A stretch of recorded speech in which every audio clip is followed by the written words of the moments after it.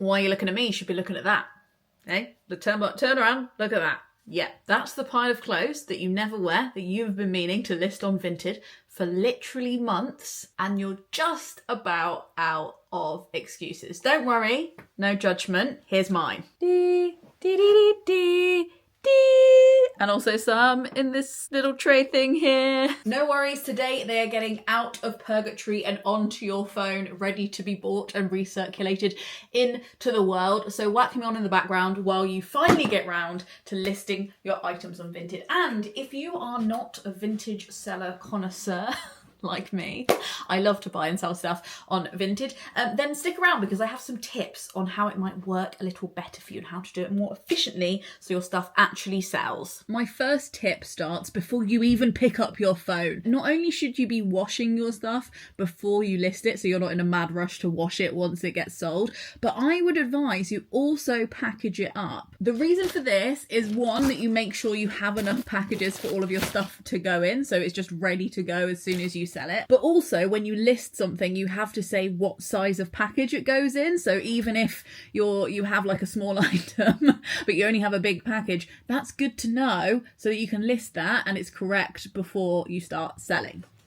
Now, I trust that I don't have to walk you through taking a picture of a garment, but please make sure it's hung up so you can see the whole garment and also that you have natural light. They're the obvious things. The less obvious things might be, not only is it good to take a picture of the piece of clothing from the front, like so, it's also great to take it from the back. Even if you think the back is really boring, I want to know what the back looks like. Does it have a pleat in the back? Is it longer at the back? These are things that might be obvious to you because you've seen the garment a million times, but other people want to know. With something like this, I would also probably do an option where I do all the buttons up, just so people can picture different ways to wear it if it has options for ways to wear it. And this is why I never did the buttons up on this one.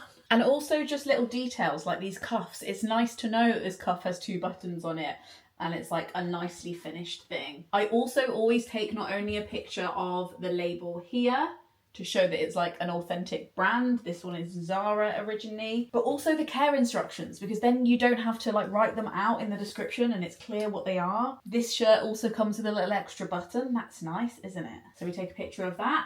And then I go all over the garment and I look for any signs of staining. There's a little bit of a stain here.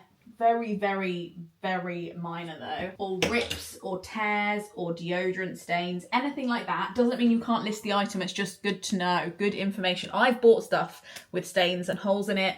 I just want to know before I buy it so I know I'm paying the right amount. And I know that I'm somebody who's equipped to fix it or deal with it. Also, when you have slightly more unusual items, like this is a vintage trundle I am selling, it's great to take pictures just of the texture of the fabric, especially if there's no labels on them saying what kind of fabric it is. It's just nice to have like one close-up picture of the fabric so you can really picture what you're getting. I always like that as a buyer. In your listing, it's really great to just suggest some places that people might wear it, which sounds a bit patronizing, but it is great for search terms. So for example, if you're selling a dress, maybe you want to say perfect as a wedding, like perfect wedding guest dress for winter, or perfect wedding guest dress for summer, or great for a prom or a formal dinner, great for a festival, great for camping. Or you can get really specific and list things dependent on which celebrity you think would wear them. I used to find loads of clothes by searching Helena Bonham Carter as a search term because I really like her style, and people would genuinely list stuff being like,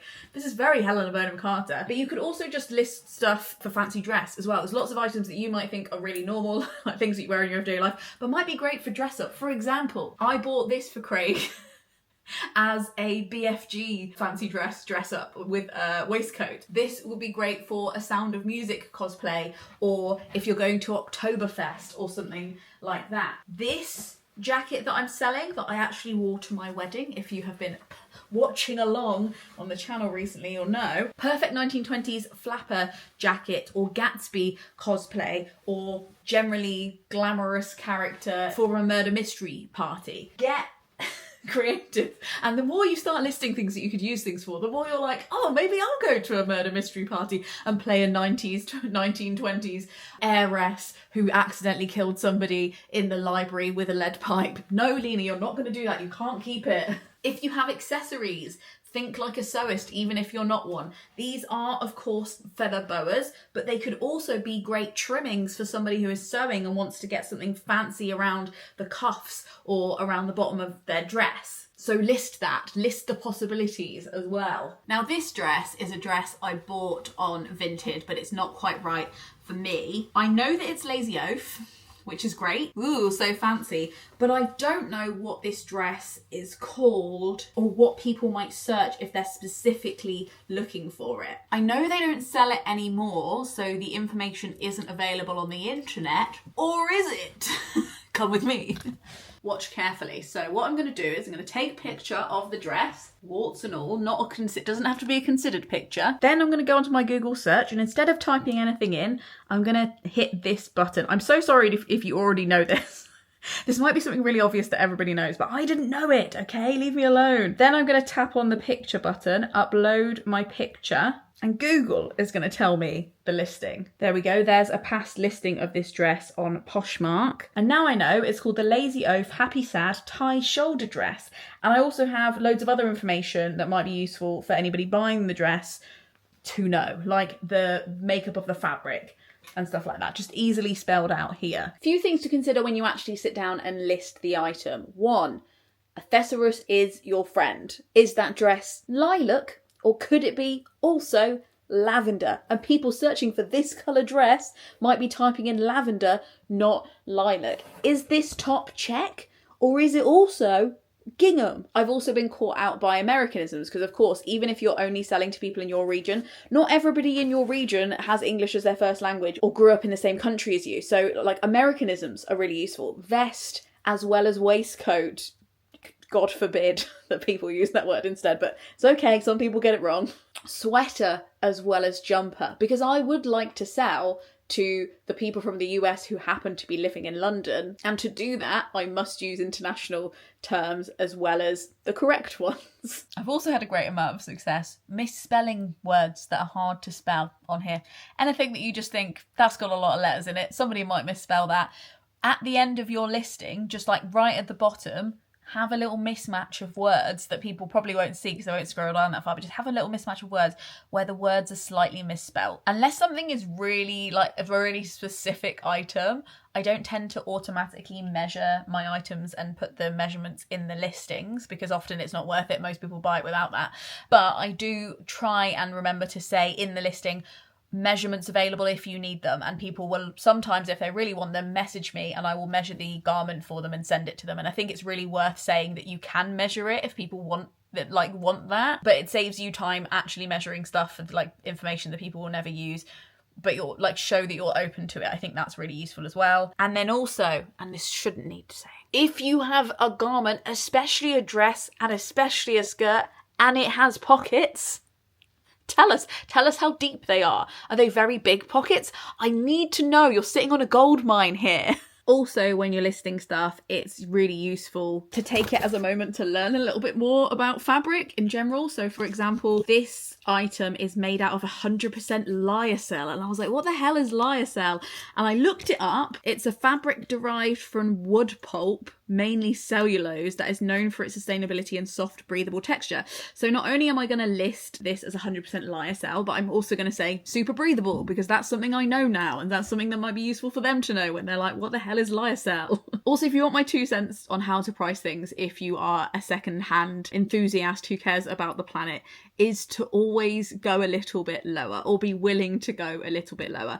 I'm not only selling stuff on Vinted to alleviate my storage issues and like try and free up a bit more of my wardrobe and maybe make a little bit of money so that I can spend on some items that might fit my life a little bit better. I'm also trying to make Vinted and places like it a place where people want to come, where they don't feel like they're being ripped off and it's enticing for them to return to. So I am listing this shirt as £2, even though maybe I bought it for like 5 or 6 when it was secondhand, and I'm sure it was probably like 15 or 20 pounds when it was in Zara, because I want it to be back in circulation is the main thing, and I would like people to buy it so that it's not still sitting on my floor. You don't have to price it like that, but say if I had a new item and I'd worn it a few times, I would try and, if I could, sell that something on for at least 50% off, because I think that then you're undercutting a lot of the, you know, people might be tempted to buy it new because like the site has a 20% off sale or something like that. So making sure that you're giving so much of a discount that people would rather buy it secondhand than new is really good. And if it's something that I do think has value, that I've bought off Vinted and haven't really interacted very much, like this, I try and sell it for exactly the price that I bought it for and say open to offers or something. So I'm still getting what I got back from it, and I know that it's a good high quality item, but I'm also not, you know, I think some people will buy stuff on Vinted and then try and sell it at a profit, and I'm like, guys, that's not all we're the planet's on fire here, please. Let's have some peace in this world. It's also absolutely astronomically useful if you have pictures of yourself in the items, just so people can see how it drapes and it flows, and you can block out your face if you want. I personally haven't, because look at cute little mini Lena, look how cute she looks in her drundle, even though it doesn't fit her anymore. God damn. But I think not being abashed to show pictures of you wearing the item, even if it's cringy, you can chop off your whole head if you want and just show the item being worn. Actually seeing the item on a person, especially if you're a similar size to me, has been the difference between me buying an item and not buying an item. So just to empower you, show you having fun in the item. It always helps me picture it. And then finally, you get big fat sustainability points from me if you enable all the different postal options as a seller. You just need to go into settings and then postage, and you have all these different options of ways to do it. It just means it's the most accessible for the most amount of people.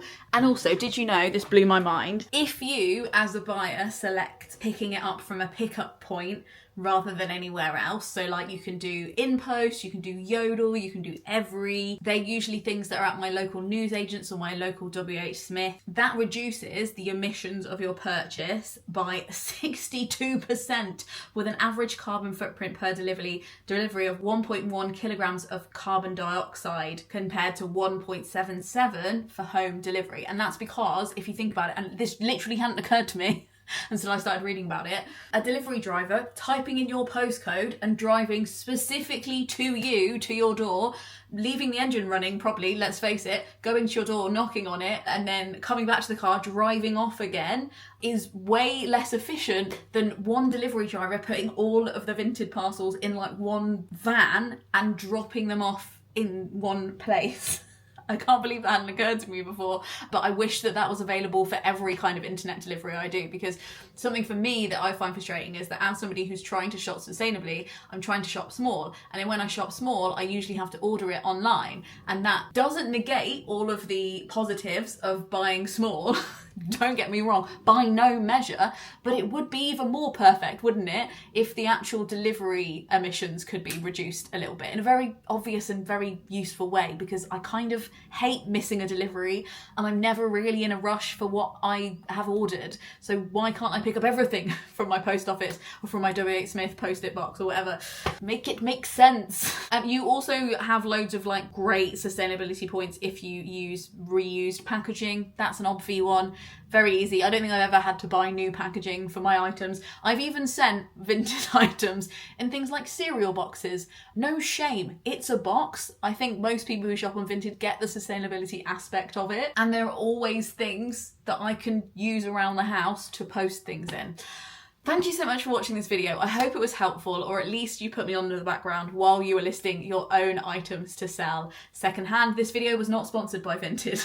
Oh, if only I wish it was. I'm just a lover, just an enthusiast. But let me know your best tips for selling secondhand online and which ones your favourite apps are. Leave those below. This video was made possible not by Vinted, but by the Gumption Club, who tip me per video to make sure these kinds of videos can keep happening. And in exchange, I give them a weekly podcast. I let them into a secret Discord group, which is full of tips on how to shop more sustainably. And some of us are even learning how to make our own clothes. It's a very exciting journey. So if you'd like to be part of that, I'll leave the links below. And all that's left to say is happy feeling smug about yourself and spending all the money that you're making on Vinted. Frog snog out.